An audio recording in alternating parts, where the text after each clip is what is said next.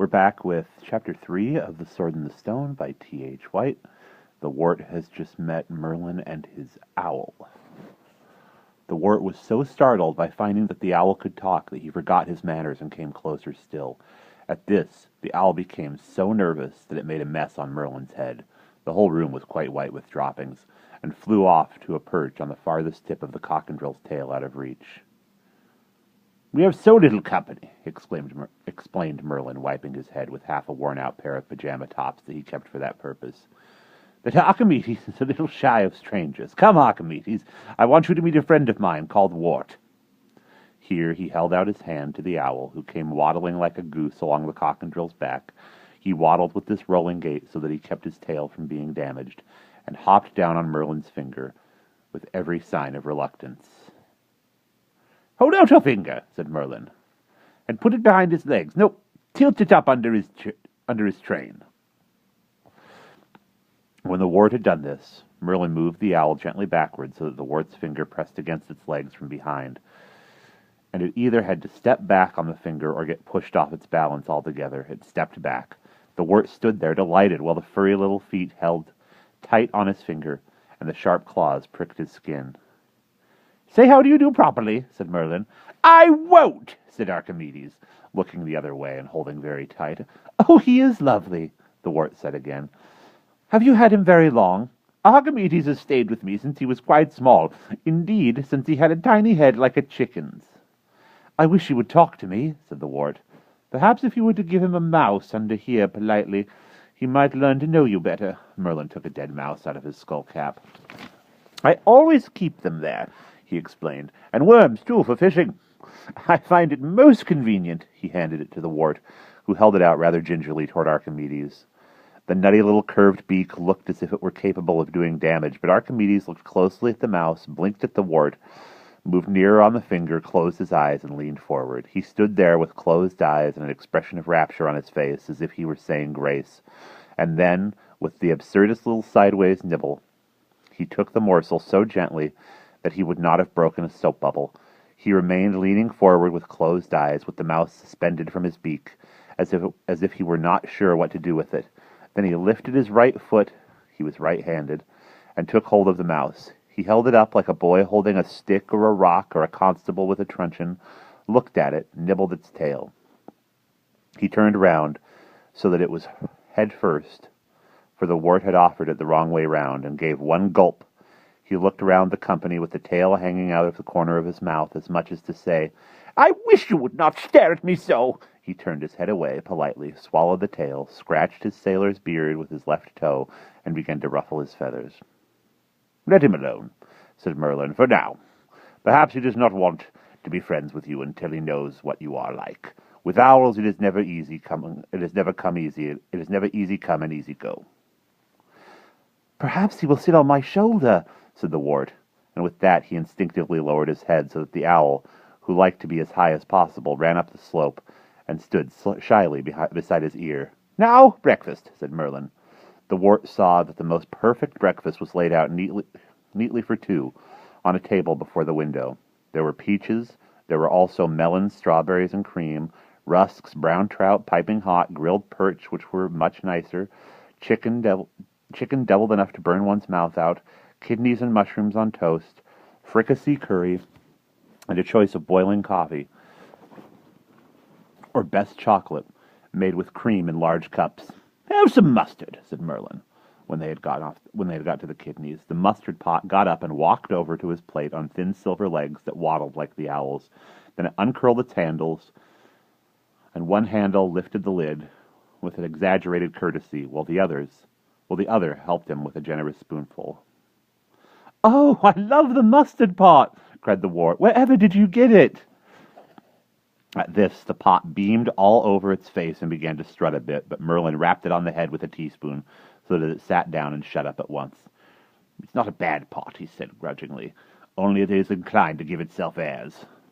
The wart was so much impressed by the kindness of the old magician, and particularly by the lovely things which he possessed, that he hardly liked to ask him personal questions. But it seemed politer to sit still when one was spoken to.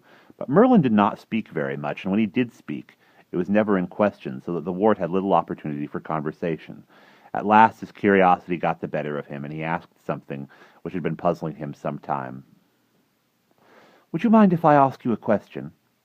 "It is what I am for," said Merlin sadly. "How did you know to set breakfast for 2? The old gentleman leaned back in his chair and lighted an enormous meerschaum pipe. "Good gracious, he breathes fire," thought the wart, who had never heard of tobacco, before he was ready to reply. Then he looked puzzled, took off his skull-cap, 3 mice fell out and scratched in the middle of his bald head. "Have you ever tried to draw in a looking-glass?" asked Merlin. "I don't think I have," said the wart. "Looking-glass," said the old gentleman, holding his hand. Immediately there was a tiny lady's vanity glass in his hand. "Not that kind, you fool," said Merlin angrily. "I want one big enough to shave in." The vanity glass vanished, and in its place there was a shaving mirror about a foot square. Merlin then demanded a pencil and paper in quick succession, got an unsharpened pencil in the Morning Post, sent them back, got a fountain pen with no ink and 6 reams of brown paper suitable for parcels, sent them back, flew into a passion in which he said "By Our Lady" quite often, and ended up with a carbon pencil and some cigarette paper, which he said would have to do. He put one of the papers on front of the glass and made 5 dots on it. "Now," he said, "I want you to join those 5 dots up so they look like a W, looking only on the glass." The wart took the pen and tried to do as he was bid, but after a lot of false starts, the letter which he proposed was very strange. "Well, it isn't bad," said Merlin, "and in a way it does look a bit like an M." Then he fell into a reverie, stroking his beard, breathing fire, and staring at the paper. "About the breakfast?" asked the wart timidly, after he had waited 5 minutes. "Ah, yes," said Merlin. "How did I know to set breakfast for 2? That was why I showed you the looking-glass. Now, ordinary people are born forwards in time, if you understand what I mean.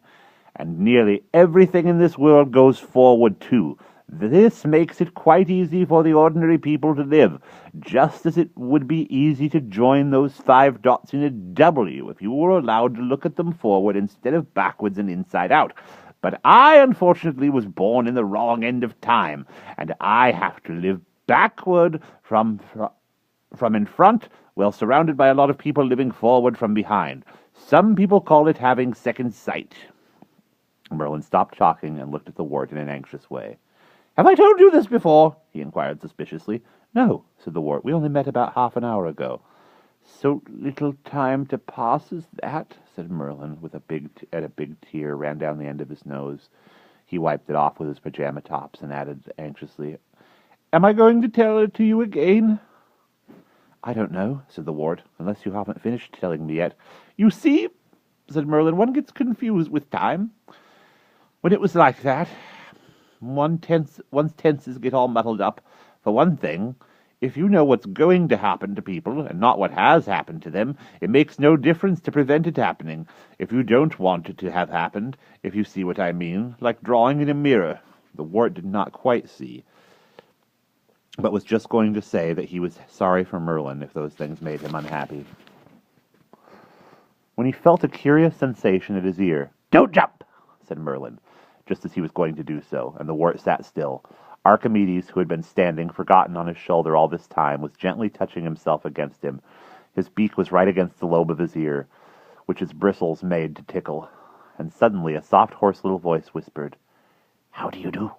so that it sounded right inside his head. "Oh, Owl!" cried the wart, forgetting about Merlin's troubles instantly. "Look, he has decided to talk to me!" The wart gently leaned his head against the soft feathers of the brown owl, taking the rim of his ear in its beak, quickly nibbled right around with the smallest nibbles. "I shall call him Archie!" exclaimed the wart. "I trust you will do nothing of the sort!" cried Merlin instantly in a stern and angry voice, and the owl withdrew to the farthest corner of his shoulder. "Is it wrong?" "You might as well call me Wool or Ollie," said the owl sourly, "and have done with it. Or Bubbles," added the owl in a bitter voice. Merlin took the wart's hand and said kindly, "You are only young, and do not understand these things, but you will learn that owls are the politest and most courteous, single-hearted, and faithful creatures living. You must never be familiar, rude, or vulgar with them, or make them to look ridiculous. Their mother is Athena, the goddess of wisdom, and, though they are often ready to play the buffoon for your amusement, such conduct is the prerogative of the truly wise. No owl can possibly be called Archie." "I am sorry, Owl," said the wart. "And I am sorry, boy," said the owl. "I can see that you spoke in ignorance, and I bitterly regret that I should have been so petty as to take offense when none was intended." The owl really did regret it, and looked so remorseful and upset that Merlin had to put on a very cheerful manner and change the conversation. "Well," said he, "now that we have finished breakfast, I think it is high time we should all three find our way back to Sir Ector. Excuse me a moment," he added as an afterthought, and turning round to the breakfast things, he pointed a knobbly finger at them and said in a stern voice, "Wash up!" At this, all the china and cutlery scrambled down off the table, the cloth emptied the crumbs out of the window, and the napkins folded themselves up. All ran off down the ladder to where Merlin had left the bucket, and there was such a noise of yelling as if a lot of children had been let out of school. Merlin went to the door and shouted, "Mind nobody is to get broken!" But his voice was entirely drowned out in shrill squeals, splashes, and cries of, "My, it is cold," and "I shan't stay in long," "Look out, you'll break me," and "Come on, let's duck the teapot." "Are you really coming all the way home with me?" asked the wart, who could hardly believe the good news. "Why not?" said Merlin. "How else am I to be your tutor?" At this, the wart's eyes grew rounder and rounder until they were about as big as the owl's who was sitting on his shoulder, and his face got redder and redder, and a big breath seemed to gather itself beneath his heart. "My!" exclaimed the wart, while his eyes sparkled with excitement at the discovery. "I must have been on a quest!" And that's the end of the chapter.